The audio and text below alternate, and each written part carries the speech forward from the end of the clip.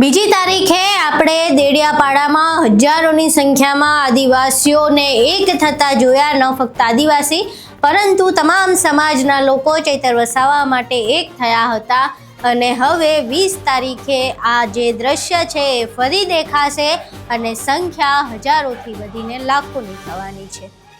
20 તારીખે શું થવાનું છે તમામ વિશે વિગતે ચર્ચા કરવી છે. નમસ્કાર, તમે જોઈ રહ્યા છો ચક્રવાત ન્યૂઝ. હું આપની સાથે હેમંત.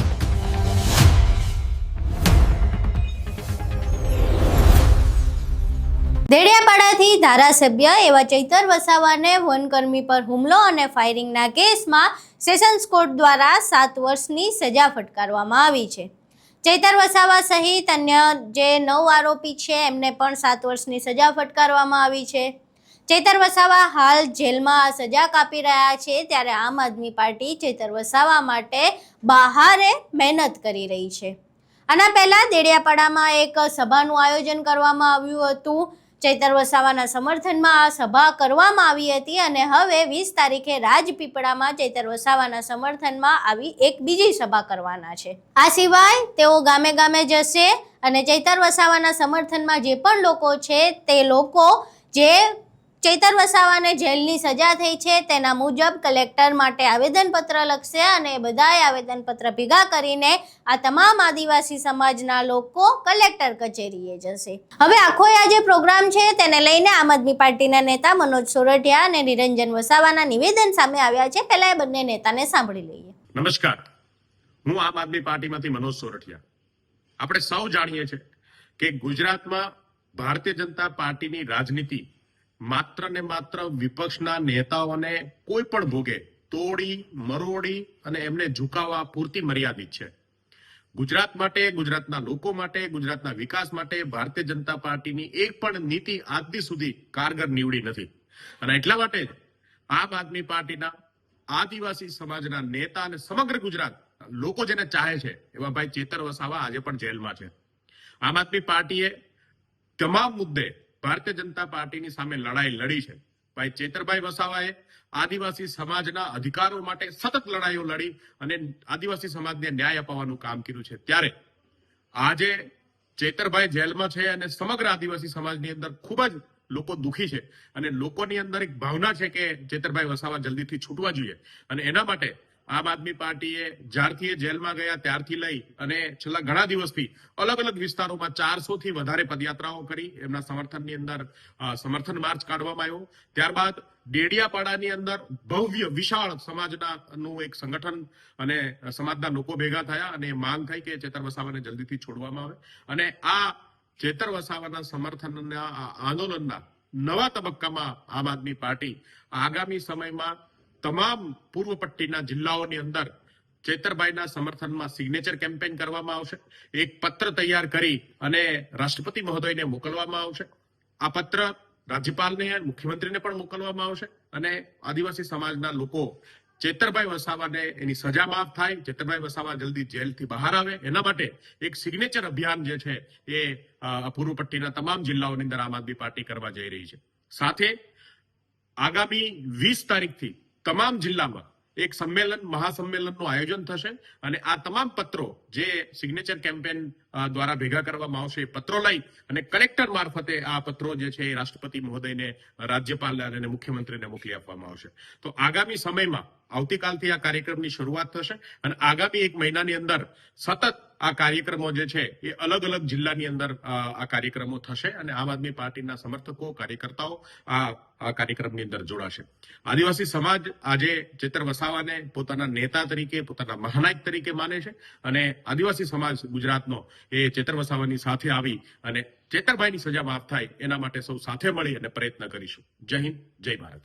નમસ્કાર મિત્રો, આ ભારતીય જનતા પાર્ટીની જે તાનાશાહી સરકાર છે, આ સરકાર દ્વારા દેડિયાપાડાના ધારાસભ્ય શ્રી ચૈતરભાઈ વસાવા જેઓ જ્યારથી ધારાસભ્ય બન્યા છે ત્યારથી તમામ લોકોના પ્રશ્નો, દરેક સમાજના મુદ્દાઓ આવે છે.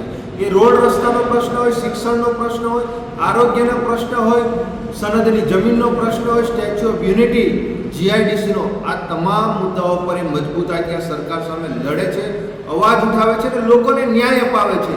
એ જ આ ભારતીય જનતા પાર્ટીના જે નેતાઓ છે, આ સરકારને એ ગમતું નથી. એના જ ભાગરૂપે એમની પર ખોટી એફઆઈઆર કરવામાં આવી અને એ એફઆઈઆરમાં એમને 7 વર્ષની સજા કરવામાં આવી.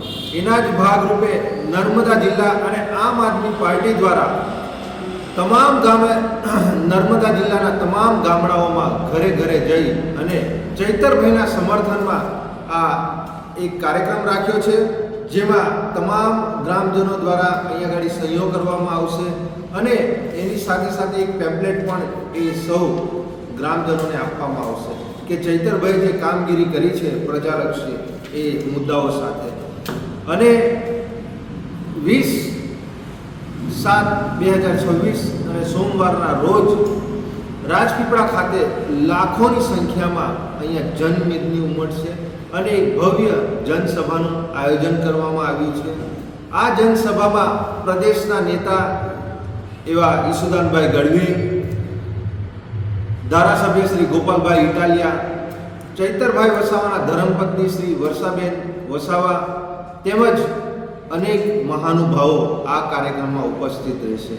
અને એ જનસભાનો કાર્યક્રમ પૂર્ણ કર્યા બાદ કલેક્ટર ઓફિસ નર્મદા ખાતે આવેદનપત્ર આપવામાં આવશે, જેમાં લાખોની સંખ્યામાં જે લોકોએ ચૈતરભાઈના સમર્થનમાં સહીઓ કરી છે એ લોકો અહીં કલેક્ટર સાહેબશ્રીને આવેદન આપશે, જેમાં રાષ્ટ્રપતિ, રાજ્યપાલ અને મુખ્યમંત્રીને સંબોધીને કે ચૈતરભાઈ પર જે ખોટી એફઆઈઆરો, ખોટા કેસો કરી એમને ફસાવવામાં આવે છે, એમનો અવાજ દબાવવામાં આવ્યો છે, એમને વહેલામાં વહેલી તકે ન્યાય મળે અને પ્રજા સમક્ષ ફરી એ આવે, એના માટે આ ખૂબ મોટો કાર્યક્રમ અહીંયા થવા જઈ રહ્યો છે. તો આપ સૌ આગેવાનશ્રીઓ આ કાર્યક્રમમાં જોડાઓ, આ ઝુંબેશમાં જોડાઓ અને ચૈતરભાઈના સમર્થનમાં લાખોની સંખ્યામાં તમામ નર્મદા જિલ્લાના તમામ સમાજના લોકો આ સહયોગ કરી જન સમર્થનમાં ભાગ લો એવી આપ તમામ આગેવાનશ્રીઓને અમારી નમ્ર વિનંતી છે. જય હિન્દ, જય ભારત. અહીં તમે આમ આદમી પાર્ટીના બંને મોટા નેતા એટલે કે નિરંજન વસાવા અને મનોજ સોરઠિયાને સાંભળ્યા. હવે જે પ્રમાણે તેમણે વાત કરી છે એ મુજબ દેડિયાપાડા બાદ રાજપીપળામાં હજારો લાખોની સંખ્યામાં આદિવાસીઓ એક થવાના છે અને આની અસર ક્યાંક ને ક્યાંક ગાંધીનગરમાં જોવા મળી શકે છે.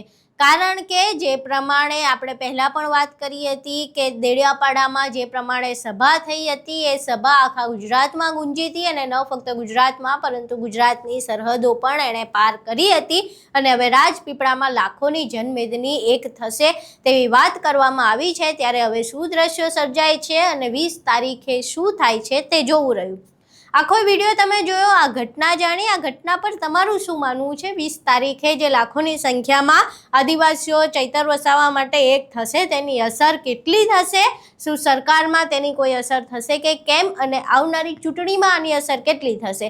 તમારા મંતવ્યો અમને કોમેન્ટ બોક્સમાં જરૂર જણાવજો. વિડીયો પસંદ આવ્યો હોય તો વિડીયોને લાઇક કરજો, શેર કરજો અને અમારી ચેનલને સબસ્ક્રાઈબ કરવાનું ભૂલશો નહીં. નમસ્કાર.